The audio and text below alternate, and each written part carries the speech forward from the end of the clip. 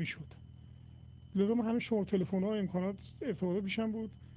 آقای حسن کامرانی با جناب آقای سپاهی یزدانی رو گذاشتم پای تلفن ایشون. از ساعت 11 شب یادم اون شب معاصر سوسنگت تا 3 رنجشا تمام امام جمعه های ایران و فرمانده سپاه رو از خواب بیدار کرد.